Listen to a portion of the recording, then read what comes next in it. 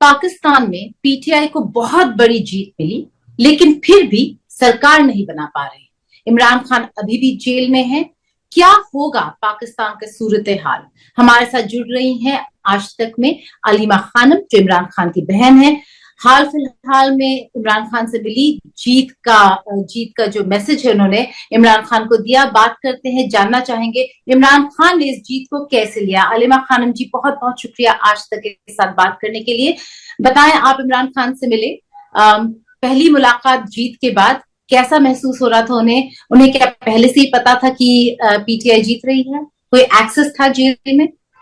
नहीं, जेल में उनके पास पाकिस्तान टीवी आता है तो उनको रिजल्ट्स तो पता थे, लेकिन उनको अपने लोगों में बहुत यकीन था।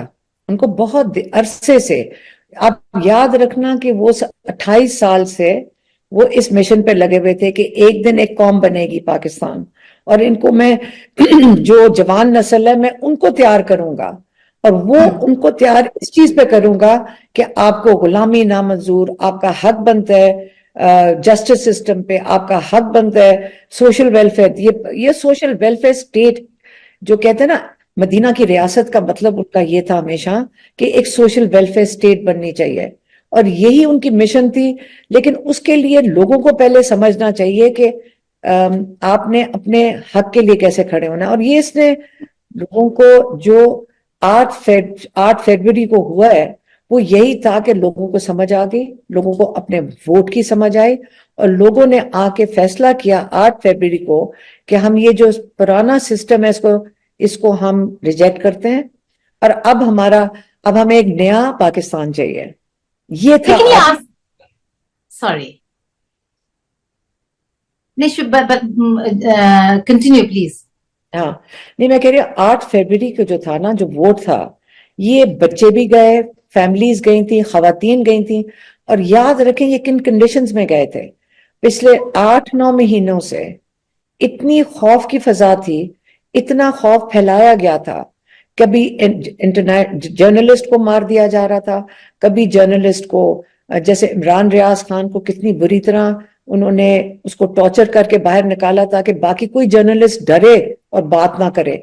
खवातीन हमारी इतनी ज्यादा जेल के अंदर हैं, इतने ज्यादा लोग जेलों के अंदर हैं, लेकिन आप उनका डर, आपका ख्याल है डर बढ़ गया? नहीं, अब वो डर खत्म हो गया। और जो देखिए, एनाकी भी हो सकती थी पाकिस्तान में, लोग तोड़ फोड़, केओस हो सकता था। इमरान खान ने वो बहुत अच्छी तरह मैनेज किया। इनको बड़ा तरीके से जो लोगों को समझ आ गई कि जो वोट है ना, क्योंकि उसने मांगा क्या था जब गवर्नमेंट डिसॉल्व किया है, उससे तो कुछ नहीं मांगा था इमरान खान ने। इमरान खान ने कहा था कि अब इलेक्शन में जाऊंगा और अपने लोगों से कॉन्फिडेंस का वोट लेकर वापस आऊंगा। अगर मुझे इलेक्ट करते हैं, अगर नहीं इलेक्ट करते तो कोई और आके बैठ जाए। उसे तो और कुछ नहीं मांगा था। जो कॉन्स्टिट्यूशनल ड्यूटी है वही थी कि इलेक्शन करवाएं। 1-1.5 साल हो गया, इलेक्शन नहीं करवाया। अब जब इलेक्शन का वक्त आया और फिर इनका पार्टी सिंबल खत्म किया, इनकी पार्टी खत्म कर दी, इनके लोगों को अडॉप्ट कर लिया, ये सारा कुछ प्री पोल में हो चुका था। और आप सोचें, एक खातून है जैसे आलिया हमजा जेल के अंदर है, उन्होंने एसओएस भेजा कि मुझे खड़ा कर दिया शहबाज शरीफ के बेटे हमजा शरीफ के सामने, मैं जेल में हूं 7-8 महीने से, मेरे पास तो कोई सिस्टम ही नहीं है इलेक्शन लड़ने का। तो एसओएस भेजा कि मैंने तो नहीं लड़ना था। अब वो जीत गई हमजा के सामने, उनके पास सिस्टम भी कोई नहीं था। लोगों ने खुद जाकर ढूंढ के सिंबल, ढूंढ के कैंडिडेट वोट डाला है। कई लोग तो जेलों में बैठे हैं उनके पास तो। और पीटीआई के लोग अगर बाहर निकलते थे उनको मारते थे, पोलिंग एजेंट्स को हरास किया। और इमरान खान ने खास भेजा था पैगाम पोलिंग एजेंट्स के लिए, जिन्होंने बहुत हिम्मत की, क्योंकि लोगों को डर लगा हुआ था ये कि इनको हरास किया जाएगा, अबडक्ट किया जाएगा या कोई मारा जाएगा। हुआ, ये इंसिडेंट्स हुए, लेकिन वो अपनी फॉर्म 45 प्रिसाइडिंग ऑफिसर से लेकर निकले वो पोलिंग स्टेशन से। वही रिकॉर्ड तो है जिसके बेसिस पे सारों को पता है कि कितने कैंडिडेट्स जीत गए हैं और जो हराया गया है। अलीमा जी, आप इमरान खान से लगातार मुलाकात कर रही थी जब वो जेल में थे, जब से वो जेल में शिफ्ट हुए सॉलिटरी कंफाइनमेंट से बाहर निकलकर, कैसे कैसे हालातों में रह रहे थे इमरान खान? और क्या कॉन्फिडेंट थे? क्या उन्हें लग रहा था कि जेल में रहकर भी, जहां पीटीआई को इतने सारे मुश्किलों का सामना करना पड़ रहा था, एक ऐसे क्रिकेटर जिन्होंने एक सेंचुरी मार ली बिना बैट सिंबल के, कहा जा रहा है क्या, लेकिन उनको लग रहा था कि वो ये अचीव कर पाएंगे? नहीं नहीं नहीं, double century, double century. Double century double century किस लिए कह रहे हैं? डबल सेंचुरी, 200, तकरीबन 180 सीटें हैं ना, तो अच्छा अच्छा। सेंचुरी है। अच्छा अच्छा अच्छा, बताएं। तो आप उनसे मिलते रहे, कैसे हालातों में रह रहे थे और क्या कॉन्फिडेंट थे? पहले आप जेल की सूरत हाल बताएं कि कैसे रह रहे थे, और फिर बताएं कि वो कितने कॉन्फिडेंट थे इस जीत का। देखिए, वो जेल तो वो खुद कई दफा कह चुके हैं, कोई उनसे पूछता है कि जेल तो जेल ही होता है ना। जेल को आप कितना उसको बुरा कहोगे, कितना अच्छा कहोगे, जेल में किसी को भी कमरे में बंद कर दें या एक सेल में बंद कर दें तो वो जेल है। लेकिन उन्होंने आपने, क्योंकि वो एक बड़े स्पिरिचुअल इंसान है, बहुत स्पिरिचुअल है वो, अब हम्म उनकी जो क्या कहते हैं, उनकी जो ख्वाहिश है कि और स्पिरिचुअलिटी की तरफ जाएं, ये उनकी एक इंसान कहते हैं ना, सर्च करता है, जो एक हम्म कुछ करता है, वो उनकी सूफीज्म है। तो उनको किताबें पढ़ने का, कुरान का कोई 3 दफा वो कुरान पढ़ चुके हैं, और वो अपना जो ये टाइम है जाया नहीं करने दे रहे हैं। वो कहते हैं मुझे ये टाइम जेल में मिल रहा है, मैं इसको अच्छी तरीके से, ऑप्टिमल तरीके से इस्तेमाल करूं। जो किताबें पढ़ने का शौक है, जो नॉलेज गेन करने का शौक है, बल्कि हमने पूछा कि आप कोई किताब क्यों नहीं लिखते, सारे जेल में जाके किताब लिखते हैं। उन्हें कहा नहीं नहीं, नॉलेज गेन कर रहा हूं। और ये भी सबको सीखना चाहिए कि नॉलेज गेन करने के लिए कोई उम्र नहीं होती है। तो वो नॉलेज गेन कर रहे हैं, तो कहते हैं नहीं नहीं, अभी मैंने नॉलेज गेन करनी है, तो वो उस पर अपनी मसरूफ रहते हैं। कोई अलग सा ट्रीटमेंट नहीं, कोई मिस ट्रीटमेंट नहीं, ऐसा कुछ नहीं जहां पर उनको लगा कि एक प्रोसिक्यूशन का माहौल बना हुआ है? देखिए, यही काफी है कि छोटे से सेल में उनके ऊपर कैमरे लगाए हुए हैं, उनके ऊपर माइक्स लगाए हुए हैं। हाँ, प्रिवेसी, प्रिवेसी का इशू है। और सॉलिटरी का मतलब है, ठीक है, वो कंप्लेन नहीं करते। वो जो सॉलिटरी बड़ा मुश्किल होता है, साइलेंस। सॉलिटरी का मतलब है कोई इंसान बात करने के लिए ना हो, क्योंकि वो जेल कोर्ट में आते रहते हैं, तो अल्लाह का शुक्र है कि ये चीज, वो सॉलिटरी की वो जो चैलेंजेस हैं उससे वो बच गए हैं जेल कोर्ट की वजह से। हम्म। और कोई अम, कंप्लेन। अब अगर हम वोटिंग की बात करें, यहाँ पर आप 2/3 मेजोरिटी से जीत रहे हैं, लेकिन ऐसे कई सारे सीट हैं अलीमा जी जहां पर पीटीआई कैंडिडेट्स अब चैलेंज कर रहे हैं रिजल्ट्स को, कोर्ट जा रहे हैं। तो ये जो माहौल बना हुआ है, एक तरफ पीएमएलएन पीपीपी एमक्यूएम सरकार बनाने की सोच रहे हैं, दूसरी तरफ उन पर केसेस होने वाले हैं। ये केसेस का मसला कब तक चलेगा? क्या पीएमएलएन के नंबर्स और घटने वाले हैं? क्योंकि यहाँ पे काफी वैलिड, काफी स्ट्रॉन्ग कैंडिडेट्स हैं, जिसमें से एक यास्मीन रशीद है जो नवाज शरीफ के खिलाफ खड़ी हुई थी। नवाज शरीफ एक सीट हार गए, दूसरे सीट में वो काफी पीछे चल रहे थे और सडनली आगे चलकर रिजल्ट में जीत गए। तो अब क्या सिलसिला होगा जहां पर इतने सारे कैंडिडेट्स क्वेश्चन कर रहे हैं इन रिजल्ट्स को ही? देखिए, पता है डिग्निटी क्या चीज होती है? कि कहते हैं ना, जब गेम खेलो तो डिग्निटी से क्या हार जाओ, जब आप अपनी डिग्निटी भी लूज कर दो। अब मरियम नवाज को देख लें, वो एक लड़का है, उसका उनका नाम है शहजाद फारूक। उनका जो भाई है वो जेल में है, और उसको जो भाई जेल में है, उसका बेटा बाप की वजह से, जेल में होने की वजह से, 6 साल का बेटा इतना ट्रॉमेटाइज था, क्योंकि कभी उसकी माँ को उठा के ले जाते थे, कभी दादी को। वो इतना ट्रॉमेटाइज कि वो गम में, वो बच्चा फौत हो गया। 6 साल का। ये पाकिस्तान में उसका इतना सदमा था, सबको, हम सब मेरे ख्याल में रोए थे इस बच्चे के लिए, जो बाप के लिए वो लिटरली वो फेड अवे करके वो फौत हो गया। अब वो जो चचा है उसका, शहजाद इकबाल फारूक, वो खड़ा हुआ मरियम नवाज के सामने, और वो जीत गया। ठीक है, वो जीत गया।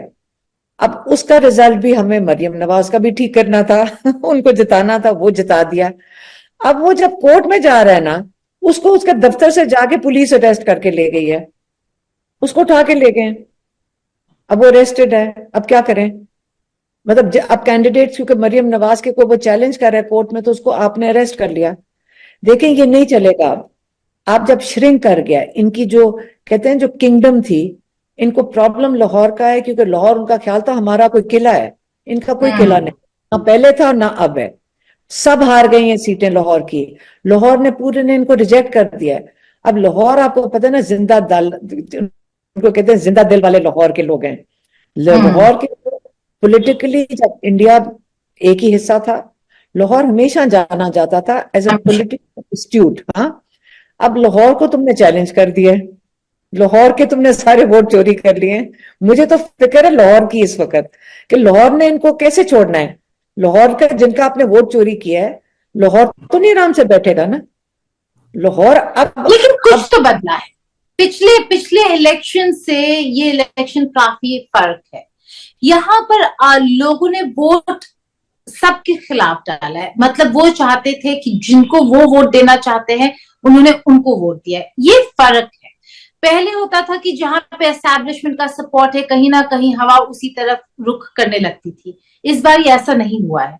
दो एस्टैब्लिशमेंट्स की बहुत बड़ी हार है यहाँ पर। एक तो पाकिस्तानी एस्टैब्लिशमेंट, दूसरा अमेरिकन एस्टैब्लिशमेंट, जिन्होंने बहुत ही सोची समझी कोशिश की इमरान खान को हटाने की, और कहीं ना कहीं सक्सेसफुल भी हो गए, लेकिन इलेक्शन में नाकाम हो गए। देखें कि पहली दफा लोगों ने पूरा सिस्टम को रिजेक्ट किया। ये जो जो कहते हैं ना, इमरान खान ने क्या कहा, गुलामी नामंजूर, और तो उसने कुछ नहीं कहा। वो अमेरिका के खिलाफ नहीं है, वो किसी के खिलाफ नहीं है। जब, और आप जैसे देखें, मैं इंडिया में फौज होगी, पाकिस्तान में हम अपनी फौज के कैसे खिलाफ हो सकते हैं। मेरे हस्बैंड एयरफोर्स में थे, हम मैं बेसिस पे रही हूँ, और हमारी फौज जो भी है, हमारी फौज बहुत जबरदस्त एक इंस्टीट्यूशन है, और हम उस पर बड़ा फख्र करते हैं। तो ये फौज की ऊपर हम एज अ कोई पूरा इंस्टीट्यूशन नहीं की बात नहीं हो रही। लेकिन जब थोड़े से लोग फैसला कर लेते हैं कि हम एक मुल्क के अंदर हुक्मरान है और सर्वेंट्स नहीं है, ये जो दुनिया में पब्लिक सर्विस होती है, आप नहीं होते हो, तो पब्लिक सर्विस के लिए आओ ना। अब लोगों ने फैसला कर लिया, तुमने काम करने आगे या पब्लिक सर्विस करोगे। अपने कैंडिडेट्स को, इमरान खान ने कहा, चैलेंज करो। ये इमरान खान की तरबियत है ये सब। ये तो मैं कह रही हूँ, इमरान खान को मेरे भाई होंगे, आप कहेंगे मैं बायस्ड हूं, मैं बायस्ड नहीं हूं। इमरान खान ने हम सबको ट्रेन कर दिया है। इमरान खान को मैं सल्यूट करती हूँ एज अ लीडर। कमाल है, वो कल्ट नहीं है। जो लोग कहते हैं ना कल्ट है, कि जी ये जो थर्ड वर्ल्ड कंट्रीज है ना, या भेड़ बकरियां होती है, कल्ट बना लेती हैं। वो कल्ट नहीं है, वो मेंटोर है। एक मेंटोर आपका उस्ताद होता है, वो देने वाला होता है, वो लेने वाला नहीं होता। वो उसने इन लोगों को दिया है, उसने इनको पेशेंटली एजुकेट किया है, उसने उनको सिखाया अपने पांव पे खड़े होना, अपने हक मांगना, खुददारी बताई है। उसने तो इनको तरबियत दी है। और ये यंग नस्ल आपकी 4 साल की उम्र तक खड़ी हो गई है, जो वोट डालने खड़ी थी पोलिंग स्टेशन पे। आप एक सोच को, इमरान खान ने फिर कहा जेल के अंदर, एक और बात अगर आप सुनना चाहते हैं जो कहा, बिल्कुल। when an idea's time has come, there's nothing that can stop it. So this idea का जो अब टाइम आ गया है, उसको कोई रोक नहीं सकता। तो अब ये आइडिया चल पड़ा है, और इंशाल्लाह हम यही कह सकते हैं कि ये इसी तरह इंटेलिजेंटली, इसी तरह विजडम के साथ हम इसको हैंडल करेंगे। लेकिन ये ना सोचे एक मिनट के लिए जो हमारी स्टोलन मैंडेट है ये हम छोड़ेंगे, क्यों, मेरा भी वोट चोरी हो गया ना। तो मैंने तो निकलना है अपने वोट के लिए, तो हम अपने वोट के लिए उसकी हिफाजत करेंगे, हम उसके लिए निकलेंगे इंशाल्लाह। बड़े मुश्किलों के साथ पीटीआई जीती है, मतलब पीटीआई के कैंडिडेट्स, अलग अलग सिंबल्स, जहां पे लोगों को पता ही नहीं, अफरा तफरी का माहौल था। लोग खोज रहे थे कि कौन से सिंबल में पीटीआई मेंबर है, जहां पर जाके उनको अपना स्टैंप लगाना होगा।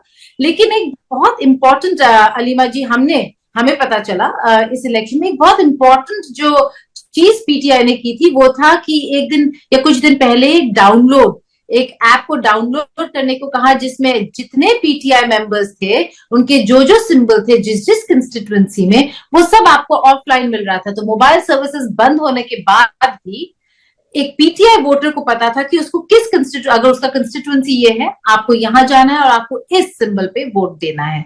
तो ये जो टेक्नोलॉजी का इस्तेमाल पीटीआई कर रहा है, सोशल मीडिया का इस्तेमाल कर रहा है, वो अपने में ही एक रेवोल्यूशन है। शायद इसीलिए ये जो ट्रेडिशनल चीजें, ट्रेडिशनल रैलीज की जरूरत नहीं पड़ी पीटीआई के मेंबर्स को। आपका क्या कहना है? मैं यही तो कह रही हूँ, यही तो हम तब से बात कर रहे हैं आप और मैं, कि ये जो पुराने जमाने की सियासत दफन हो गई है। अब ये नए यंगस्टर्स की दुनिया है। मैं बता रही हूँ, मैं लैपटॉप भी नहीं ठीक से इस्तेमाल कर सकती। ये बच्चों को 2 साल की उम्र से इनके पैदा हुए टेक्नोलॉजी में। अब ये हमारी दुनिया नहीं है, हमारी पुराने जमाने की। देखिए, जो पिछली सेंचुरी थी ना, was of propaganda and mess control of populations through media, right? That was last century. This century is the freedom of youngsters because they're independent because of thanks to communication, which is on the internet. जो internet है, इसने सबको आजाद कर दिया है। और हमारे youngsters ने, याद रखें, हमारे कैंडिडेट्स पीटीआई के अंडरग्राउंड या अबडक्टेड या इन जेल, कैंडिडेट्स ही कोई नहीं था। अब मुझे ये बताओ कि ये इलेक्शन के ऊपर ना कैंडिडेट था, ना रैली थी, ना फ्लैग था। आपने हाथ भी बांध दिए, पांव भी बांध दिए, मुंह भी बंद कर दिया। इमरान खान का नाम आप टीवी पे नहीं ले सकते, आप एक इश्तिहार नहीं डाल सकते थे, सारा साइलेंस था। कोई इंसान सड़क, अगर आप एक फ्लैग सड़क पे नजर आ जाए, आपको वीडियोस 400 नजर आ जाएंगी जिसके अंदर उनका छीना जाता है फ्लैग, ठीक है।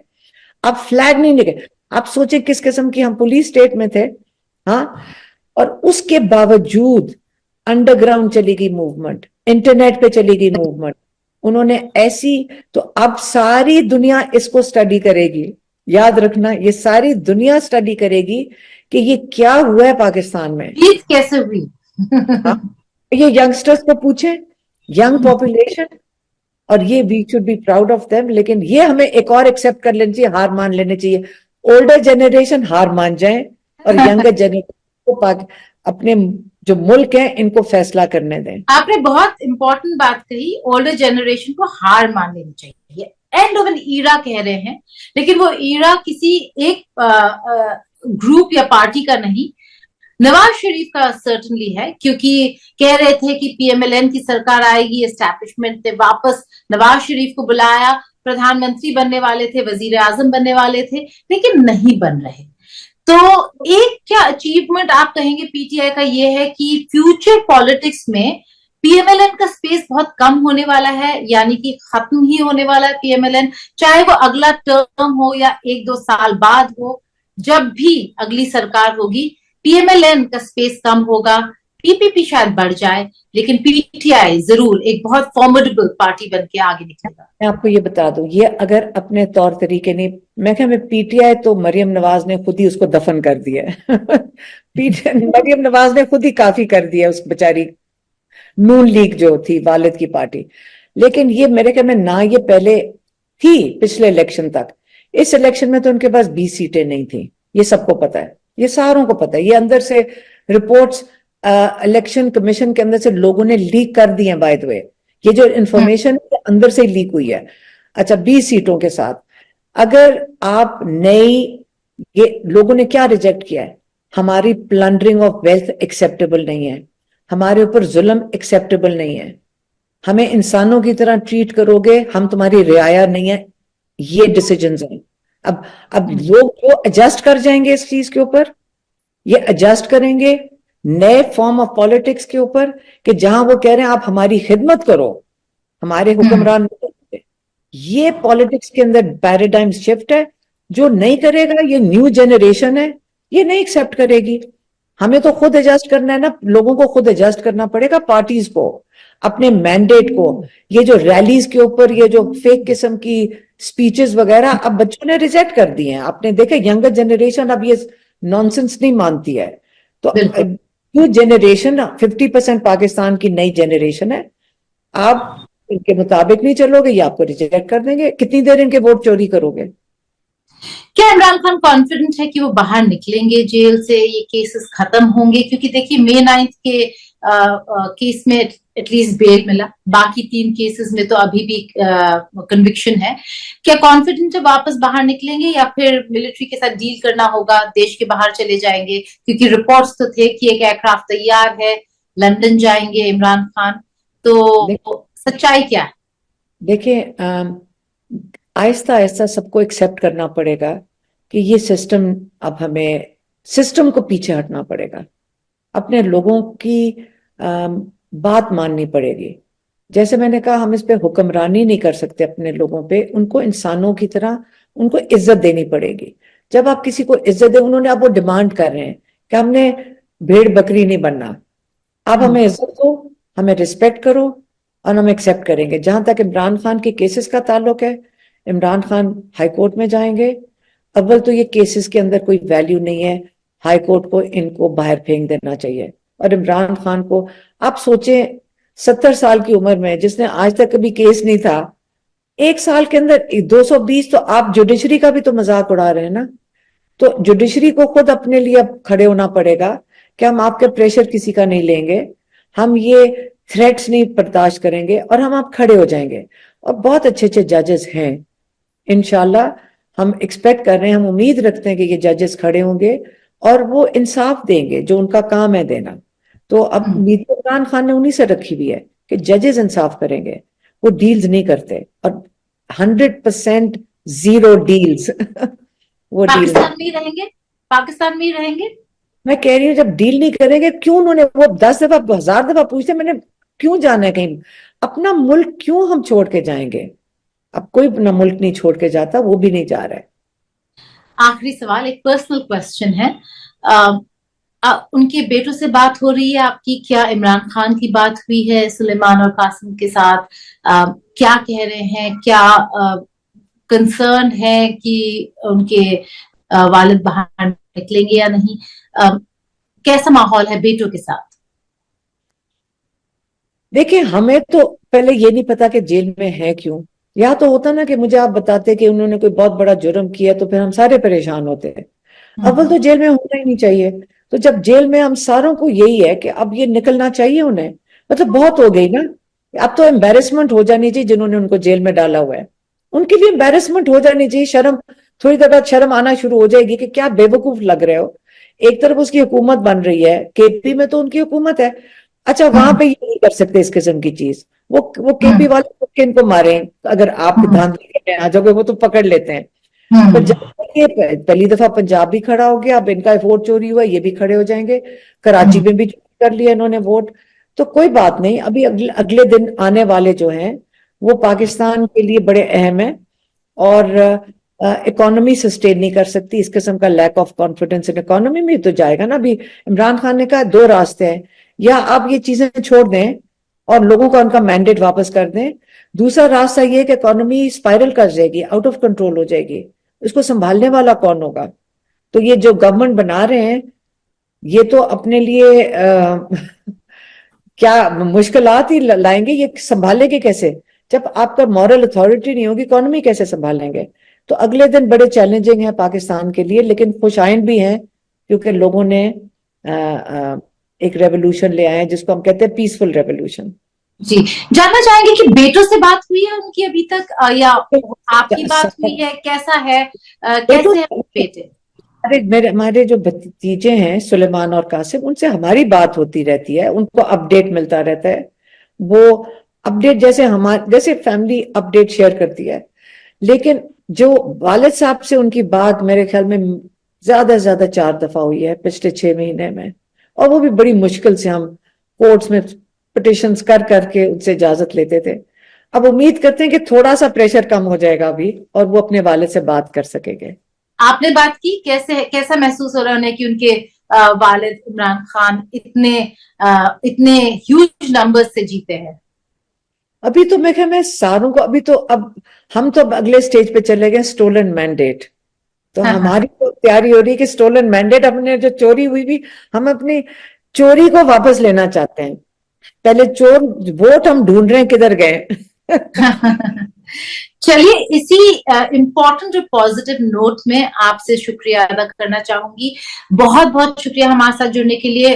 उम्मीद यही करते हैं कि जो स्टोलन मैंडेट है वो वापस मिले और सच्चाई बाहर आए और इमरान खान भी बाहर आए। बहुत बहुत शुक्रिया आज तक के साथ बात करने। थैंक यू, बहुत मेहरबानी।